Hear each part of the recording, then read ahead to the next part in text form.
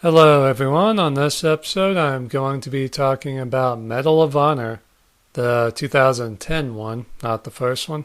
This game was okay. I don't know. I didn't really like that they switched over to modern day, just because I think, I don't know, there was something pure about the Medal of Honor series being in World War II. And I think they were kind of just jumping on the bandwagon of the time because this game came out in 2010, so Call of Duty 4 was already out, and that had been a huge success for Activision. And I think EA's Battlefield series had already made the switch over to modern day.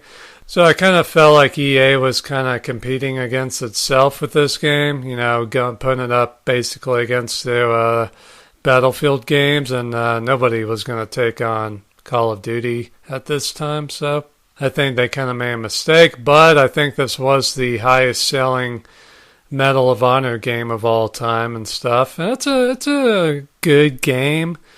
The characters are interesting. Some of the levels are pretty interesting, but it's just an game. The multiplayer was okay. I remember Oompy and I playing that.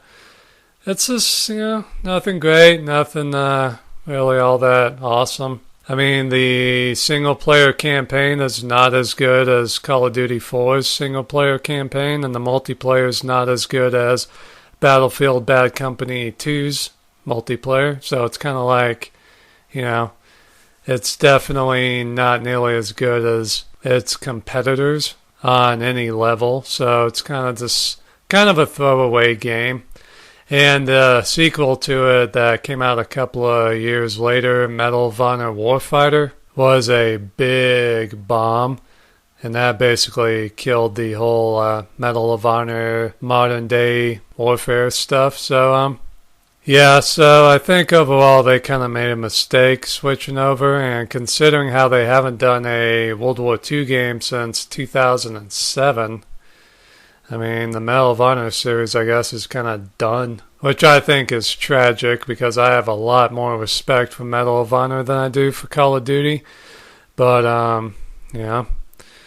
I just think they made a mistake switching over to modern day combat, but everybody knows that there was a ridiculous amount of World War II first-person shooters between the late 90s and the late 2000s.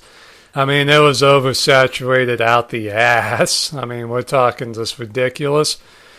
That said, I always thought that Medal of Honor did it right, and their heart was in the right place.